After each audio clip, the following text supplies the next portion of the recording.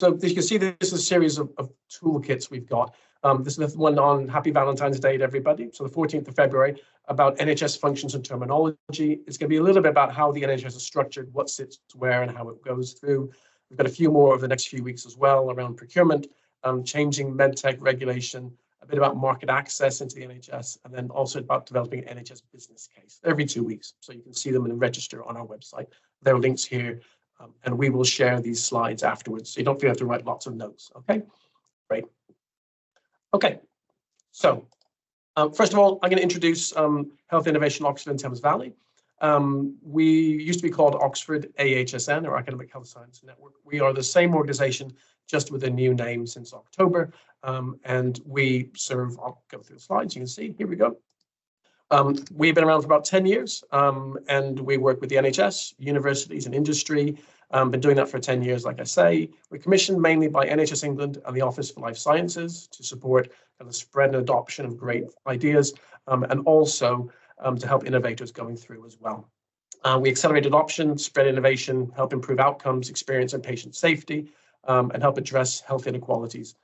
Main aims to save the NHS money and deliver economic growth, kind of the economic side, but also deliver great patient care and safety as well. We're building on a decade of health innovation. Again, like I've said, it's 10 years on, we've been serving about 3 million people in the Buckinghamshire, Berkshire, Oxfordshire, Frimley, and Milton Keynes area. We match high-value innovations by identifying population needs, and we help empower NHS staff to do that. Sometimes they need a bit of capacity or time or resource to do that. We help them do that. We focus on 4 clinical priority areas, although those aren't exclusive. We work in cardiovascular disease, maternity and neonatal, mental health, and respiratory disease. And we're part of a national network. So across all of England, there are 15 health innovation networks covering every part of England, and every NHS provider, every NHS ICS or other organization is part of a health innovation network locally. But we also work regionally and nationally as well, and collaboratively with each other. We're not competitive in that sense. We work together across all of those. And you can see here some of our successes over the last 10 years. These are just a sample. There are many more successes we could go into, but some of the big ones that we talk about generally. Now, into the main section of the webinar today. There's going to be a little bit of interactive section just coming up. So if you want to put answers in the chat, that's great. It's just a little bit of fun. There's no points or prizes, just a kind of a testing, kind of how much you know and how you're going through and all that stuff.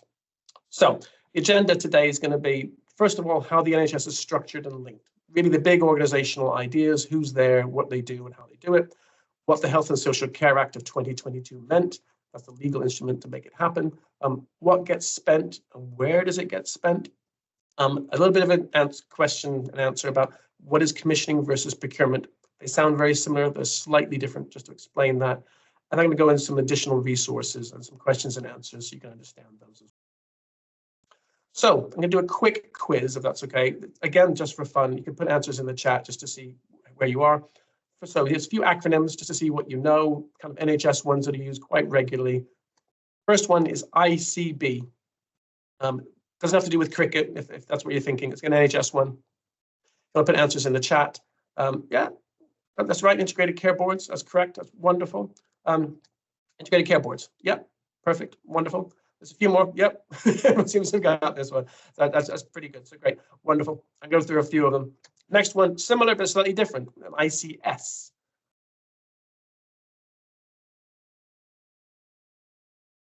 Exactly, Orla, yeah, so it's integrated care system, yeah. So one is the board, which is the statutory body which has the authority to commission and kind of do care. And the system is the one that incorporates more of the kind of partners in that area. Next one, lots of letters in a row, a little bit of a cheat, this one. Everyone knows what that is. Yeah, it's kind of, yeah, it's slightly different to NHS Digital. There was a point where it was NHS Digital and NHS X. X was kind of like Twitter's X, and it didn't stand for anything. It was just an X to say it was kind of really pushing forward with digital stuff. So it's now part of the NHS England Transformation Directorate. So essentially it's been absorbed back into the NHS England kind of big fold, as opposed to being a separate organization. CQuIN, people may have heard of these, particularly if you're in the NHS. People don't always know what it stands for, exactly how it comes about. Question marks. That's a good one. Yeah, it's very particular. There's a few kind of particular ones. So I'll answer this one for you. These came out about 10, 12 years ago or so. And it's commissioning for quality and innovation. Yeah, that's perfect. Yeah, so Ross, you've got that one.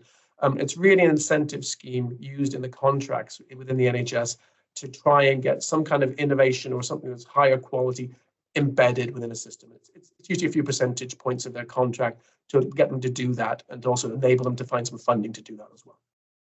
Next one is, it's pronounced QOF. You might have heard of that. QOF. Any GPs out there? I'm sure you would know this one. Maybe stumping a few people there.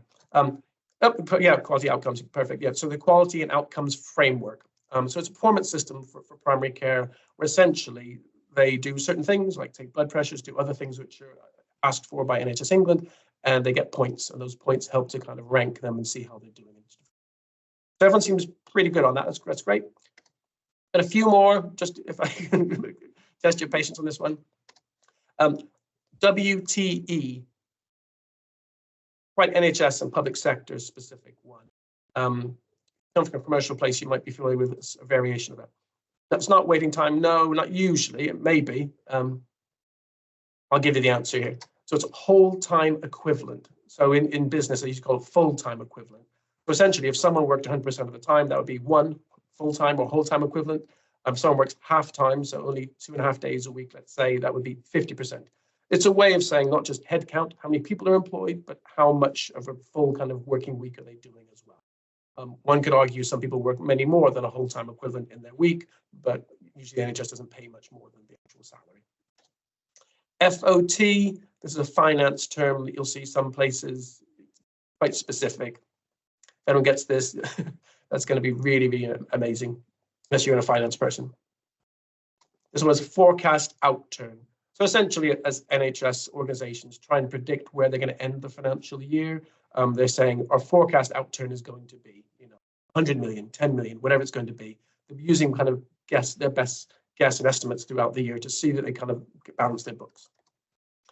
CQC. Again, anyone who's probably in the NHS in an organization would know this one. You might know it from other purposes as well. Care quality, yep, exactly. Yep. Care Quality Commission, yep. They kind of regulate and look after all the health and social care in England, make sure it's safe and make sure everything's done as it should be done. Yep, fabulous. People are on top of that one. That's great. Thank you. NICE. I mean the organization here, not necessarily just the word.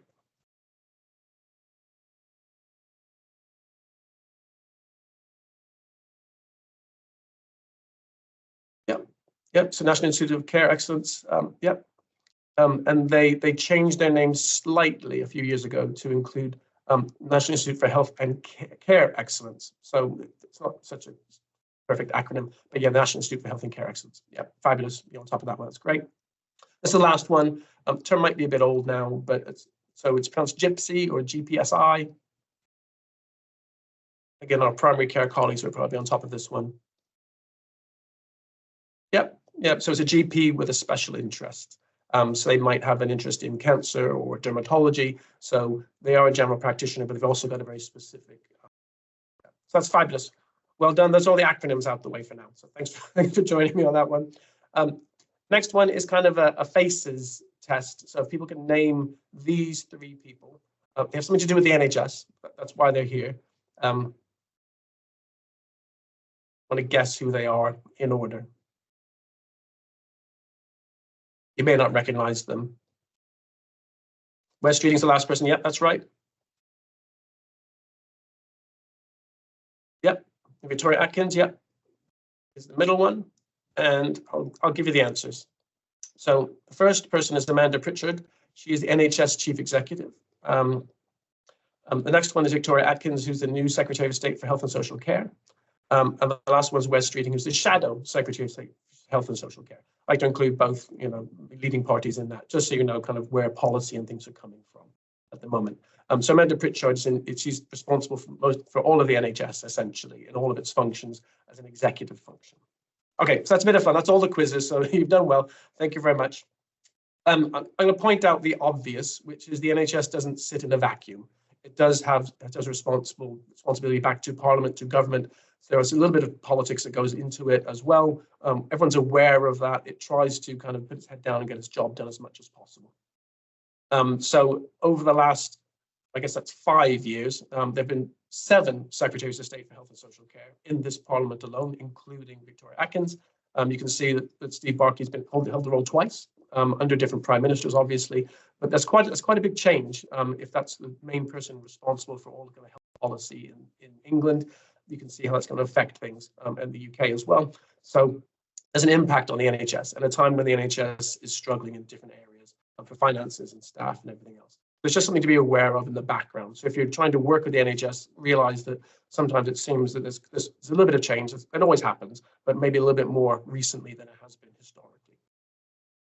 So I'm going to talk about kind of where the NHS came from. Most people know the history. It was set up in the 40s. The main principles, mainly, is it's available to everyone. So if you've grown up or gone to other countries, you may realize that the healthcare is only available to those with insurance or with money or something else in some cases. The idea of the NHS was it was available to everyone, and it was based on clinical need, not the ability to pay. And it's free at the point of care or point of need. So when you end up in hospital or in front of a GP, in most cases, you shouldn't have to pay anything. So that's kind of the main principles of it. There's been a bit of change going through, and it's funded through taxation. So everyone pays into it and everyone benefits from it. That's a challenge now with more demand on the NHS, but those are the main principles that it was set up under. And the last bit on that bottom part here, if you look, this point that the NHS is the largest employer with 1.8 million employees, slightly true, but the NHS isn't just one organization. It's made up of lots of different organizations. So something to be aware of as you kind of look at the NHS. Okay, so back in 2019, when Simon Stevens was the chief executive of the NHS, this was before this last Parliament, he was really kind of making sure there was a long-term plan. So a big strategy for the NHS of what it was going to do. And they called it the NHS long-term plan. So really specific, helping out, looking at more prevention rather than care, looking at long-term conditions, cancer, things like that, how to do them, and really kind of a long model for that. Part of that was to lay out what the NHS could do. And secondly, it was also to justify why the NHS needed more funding from government. There's always more funding, there's always more demand on the NHS, and the budget's gone up and up. This was that intention to get that out in place to make people understand what was needed. And this came in 2019. This is on the back of several changes that happened just before that, which I'll go through.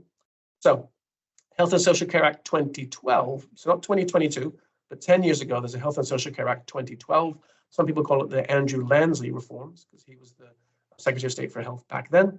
You can see on this side, April 2012, before the act came into place, essentially, this is the way it worked. The Secretary of State for Health, which is the Minister, MP, had 10 strategic health authorities across England. I'm talking about England here mainly. Sorry about Welsh, Scotland, Northern Ireland. Slightly different, but similar. 151 primary care trusts, and then you had hospitals, GPs, other providers, and patients. You see that the money goes that way and kind of different roles going on. And then after 2013, what happened was a big change in this area around here. So essentially, there became a national board here, 4 regional hubs, 50 local offices of that board, what became NHS England essentially. And then instead of 151 primary care trusts, you had 240 clinical commissioning groups. They were originally called GP commissioning groups, but then it was decided it shouldn't just be GPs. It really should be others as well involved in that. That's the big change. What hasn't changed so much is this bit here. The providers are still pretty much the same. A little bit of change, but mostly they've stayed structured the same. It shouldn't have changed much in that time.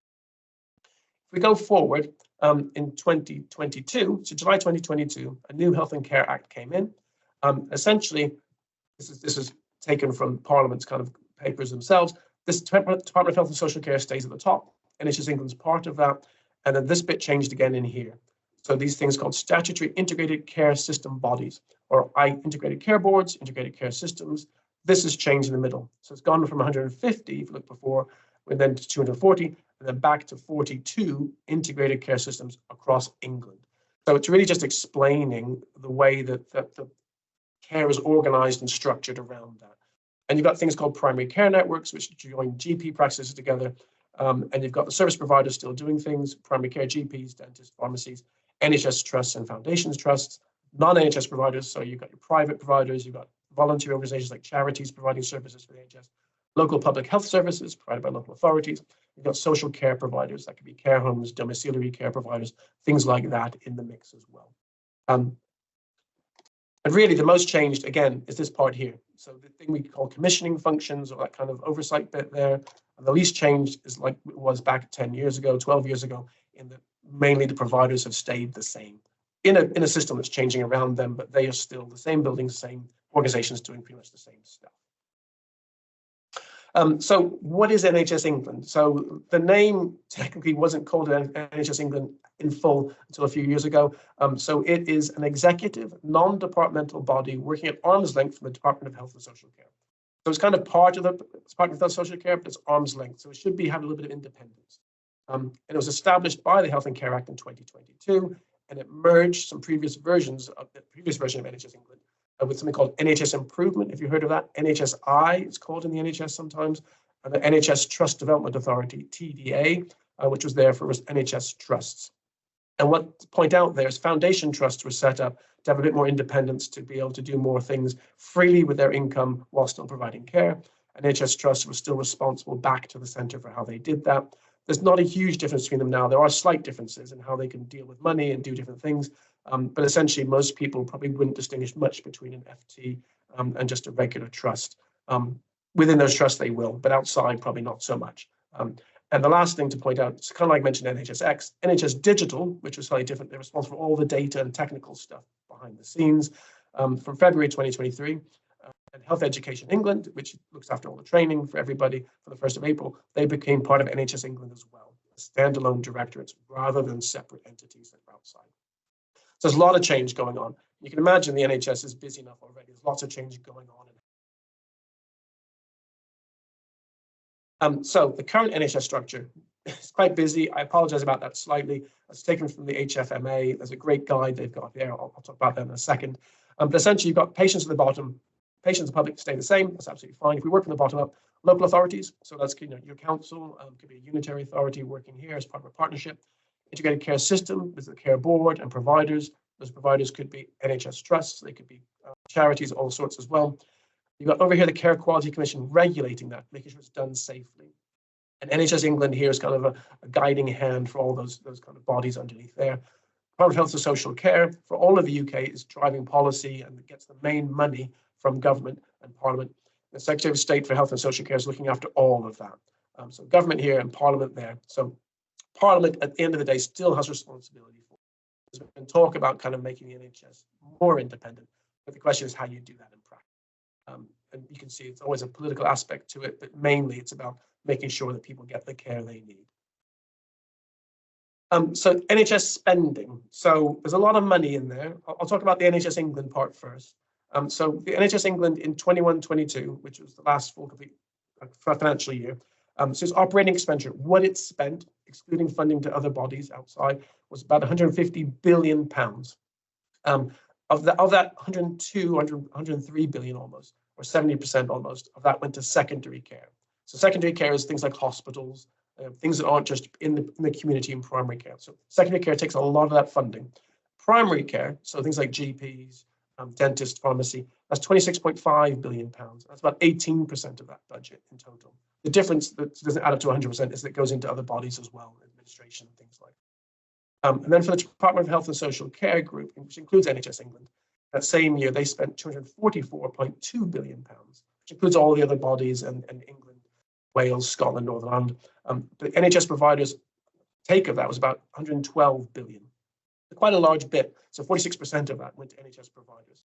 And then just as a kind of thing to realize where that money's going, for the NHS providers who got 71.5 billion, they spent 71.5 billion just on staff, so staff costs. So that's training, that's expenses, that's salaries, everything else, national insurance payments. So that's 63% of their expenditure. So 2/3 almost of all the spending done by an NHS provider is just on the staffing. So the people involved in doing that. Which compared to some other industries is a lot. It's a very hands-on human business. So you need to take that into account, unlike some tech ones where it might be not so much on people, but more on hardware and things like that goes out the door. Okay, so we talked about integrated care systems. These came about legally in July 2022. They took on that statutory responsibility. That means the legal responsibility for NHS services. Before that, they've been running in kind of a shadow form as STP, strategic transformation programs in different parts of different regions. And they replaced those clinical commissioning groups. So we've gone down from what was 240 clinical commissioning groups at its height down to 42 integrated care systems. So by nature, they are slightly larger.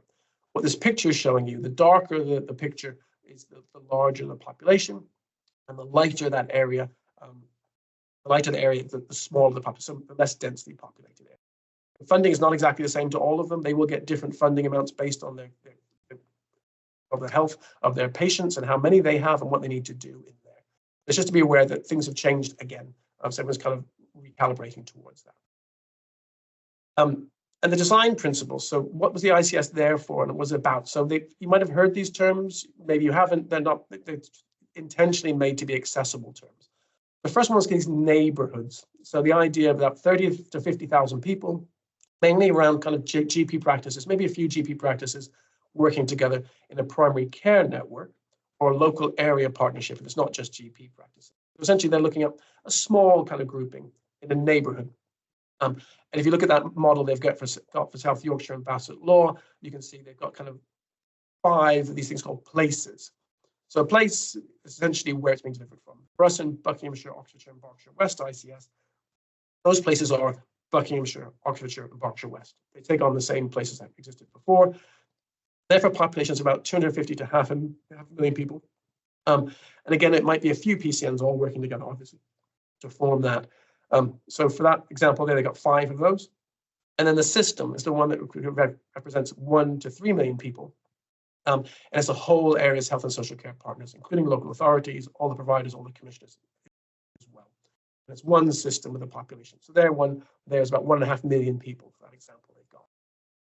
Just to kind of understand, so if you hear neighborhoods, places, you might hear a director of place or place-based care or something about a system. System's the largest one, place a bit smaller, a neighborhood, the really local version. Probably what most people would recognize if they go to their GP and get referred places or get care there. This is a slide from one of the previous webinars, just to explain for people who don't really know what those terms mean, primary care or secondary care, community or tertiary. Essentially, patients are in the middle here.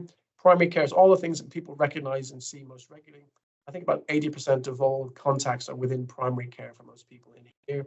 So it's general practice, your GPs, community pharmacies, dentists, eye care, things like that. Secondary care is kind of planned elective care, urgent emergency care, mental health care, hospital-based, typically, things that are in a kind of a very specialized clinical setting. And then community health is kind of district nursing, health visiting, child health services, sexual health services, things that can be delivered in the community, not necessarily in the big clinical place all the time, but can be delivered out there. And tertiary care is really the really highly specialized services, the things like, neurosurgery, brain surgery, things like that, transplants, plastic surgery, secure forensic mental health services, things that are really, really highly specific.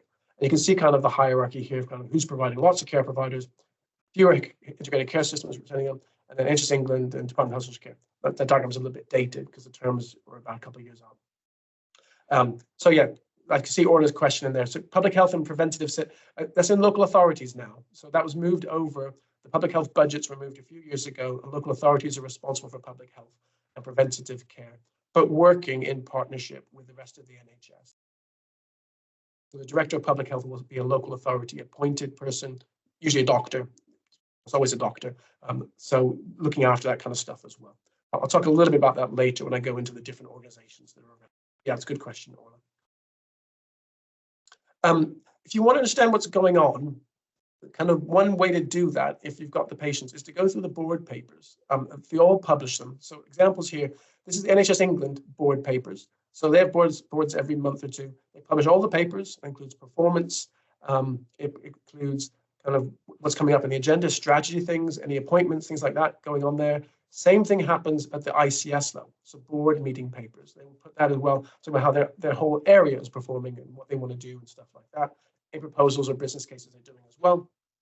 And lastly, each organization, this is Oxford University Hospitals, who are our host, as Health Innovation Oxford and Thames Valley, and they publish their board papers and meetings.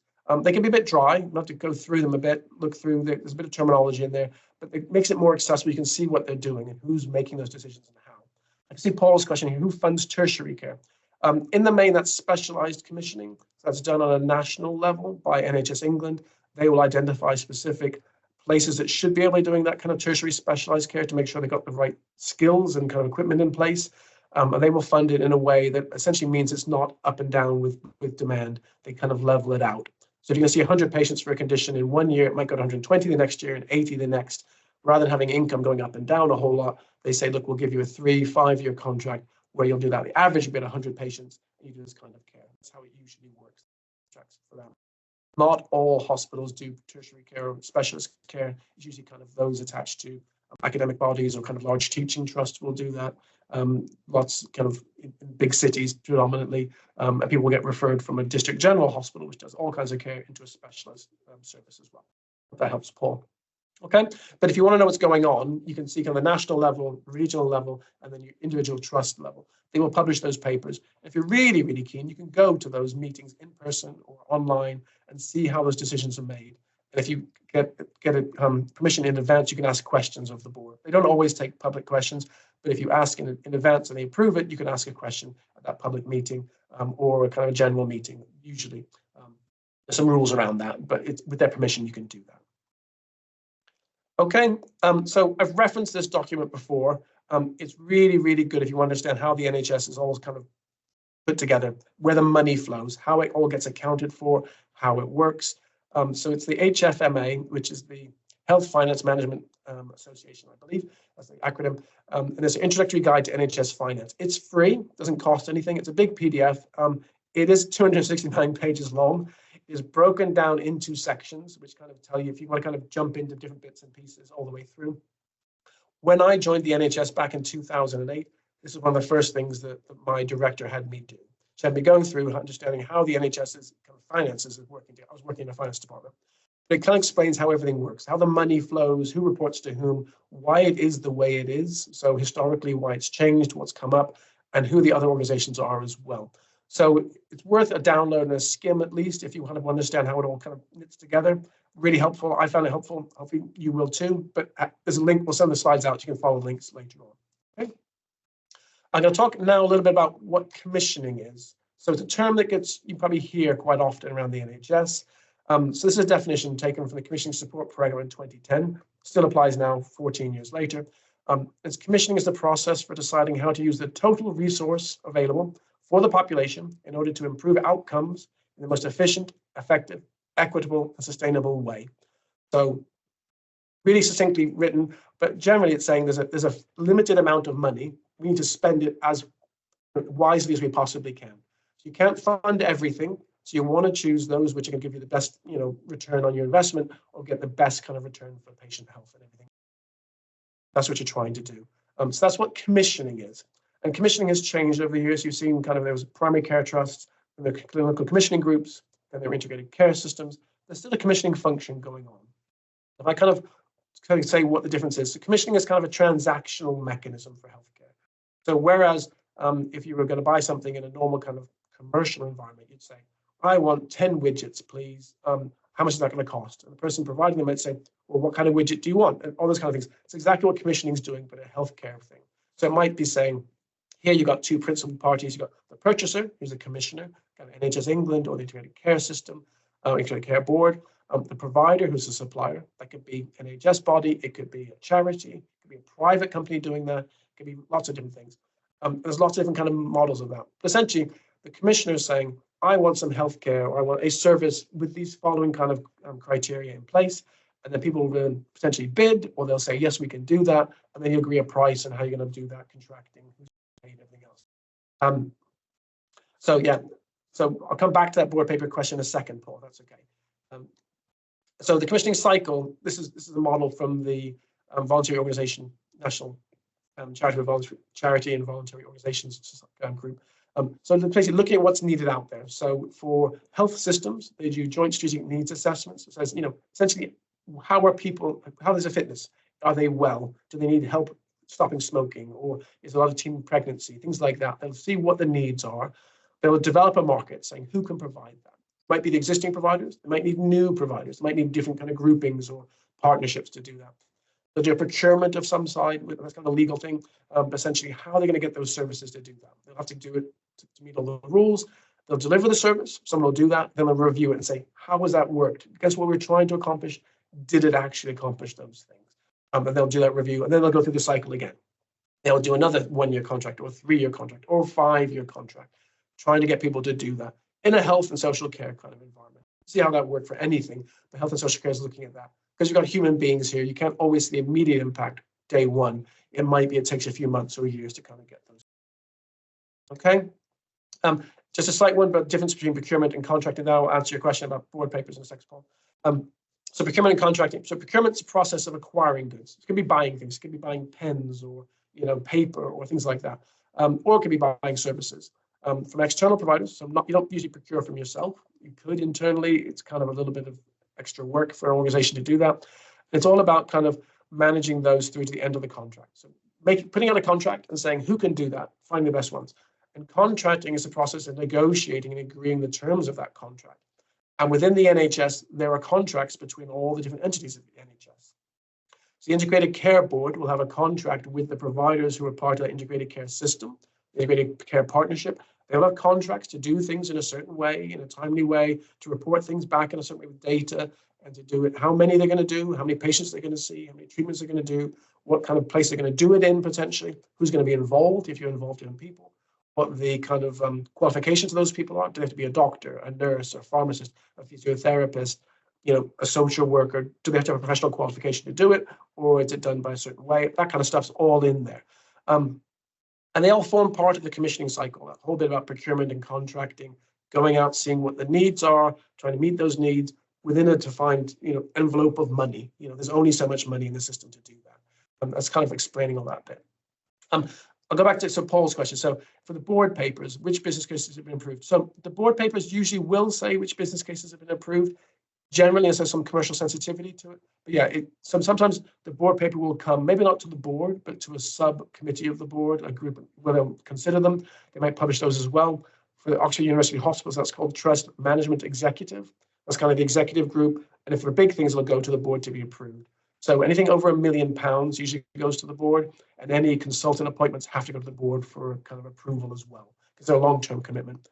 And usually for any consultant appointments, consultants, very senior doctors in the NHS, they usually go to the Royal Colleges to get their approval for what's in the job specification and that appointment as well. So Royal College of Physicians, Royal College of Nursing, if it's a nurse or a senior role, they will have some input on that as well, generally.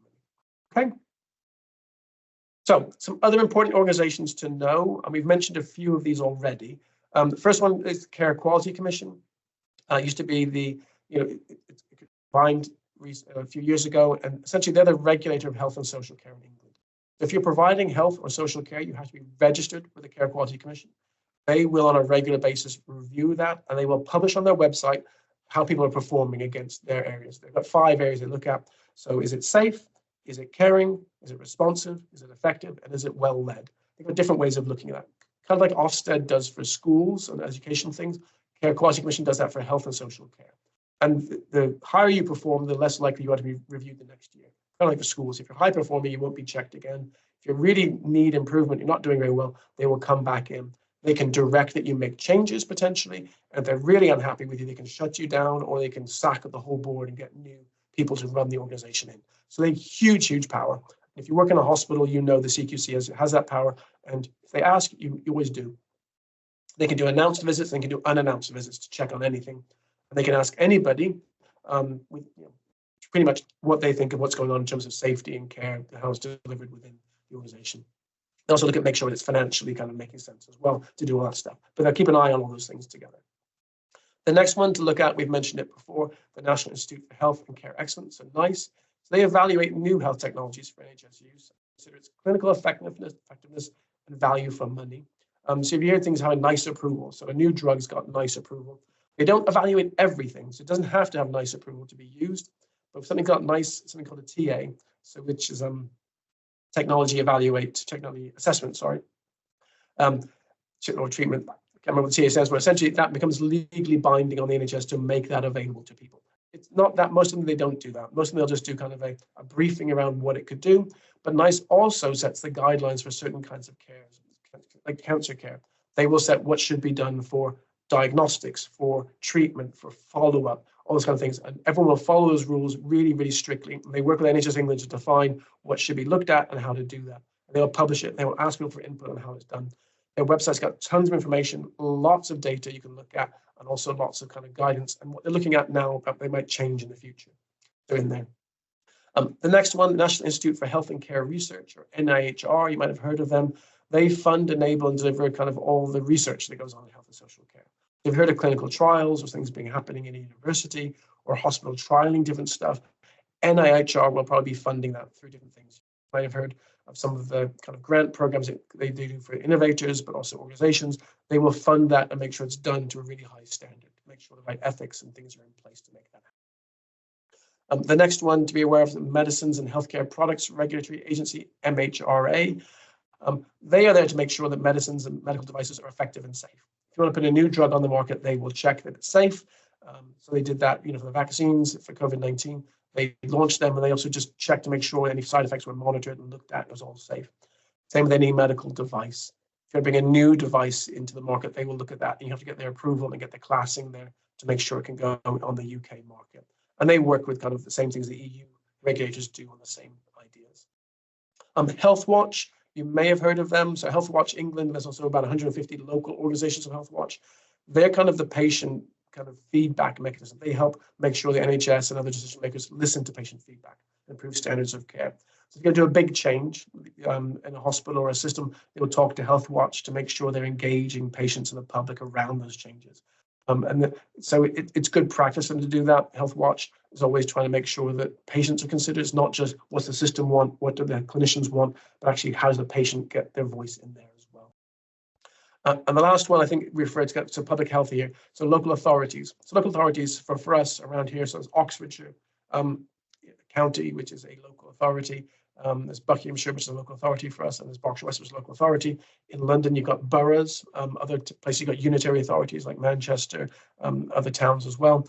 And they've got a couple functions. One is overview and scrutiny of local NHS bodies. They've got a board that does that. They also set health and well-being boards, which look at kind of the needs of that whole area. And they provide public health. So the public health and preventative care stuff, so school nursing, health visiting, all those kind of things, that sits under local authorities. They had funding directly from government to do that. All that funding's been cut a bit over the last few years. They've got responsibility for social care. So if someone's in a care home or getting domiciliary care, they are required by law to provide that if someone meets the needs to have that. And they also need to look after other people who possibly getting that privately. They have to do social work assessments. Social worker will go in and do that, even if they're going to pay for it privately. But not all social care is free at the point of care. Unlike NHS things, it will be assessed on kind of someone's means. There's a lot of organizations in there. There's a lot of information. We'll send out those slides so you can have that. I'll kind of point out how we can kind of help you understand that. So obviously you can come contact us or any of the other health innovation networks. Our details are there. We can help you work through and understand what resources might be available to you in your organization. We can also help with things like real world evaluations, partnering on grant funding applications, maybe to NHR or other bodies, helping get data collection, report writing, health economic analysis, and kind of help you link with the right local health organizations if it's appropriate for you. If you don't know who to contact or how to contact them, kind of help you navigate that. That's kind of what we do as part of our commission with the Office of Life Science and NHS England. We can help you do that. Some additional resources, there's a bunch of links here. So I've referenced these in the slides that we've just gone through. So the structure of the NHS, some things about the Health and Social Care Act, long-term plan, that'll be HFMA, Introductory Guide to NHS Finance. It is deep, but there's a lot of information in there, really, really good, and it's free. The King's Fund, often when you're asked, people get asked, how's the NHS structured? They'll go to the King's Fund, and they've got animations. So they've got little diagrams. We could go through that. I'm not going to do that. You can do it. If you click on that first one, it will show you kind of an animation, kind of what's changed and how care is being delivered now. The second one is a course they do about NHS, and it's really to kind of get CPD. There's a cost to it. I think it's about £100 maybe, and it's a several series of kind of online sessions to do that stuff. And explain that. And King's Fund is always good to understanding kind of an external view of what's happening in NHS and how it's doing it. And the last one there is the NHS Innovation Service. So that's kind of the central kind of way to get into the NHS. If you go there, if you don't register, you can still get lots of information because lots of guides around that. You can register, you can put your innovation on that, and get input from NICE, MHRA, NHS Digital, and those parts of the NHS England parts, and Health Innovation Networks can look at that stuff. You can also come directly to us if you want. Our link there as well to all the stuff that we do, and also our other webinars and other kind of videos is on that. So I'll just finish up the slides. So you can see the next one's NHS procurement. If you don't sign up for that, that's great. I think Rochelle has kindly put the link to that in the chat function earlier. It's also on our website.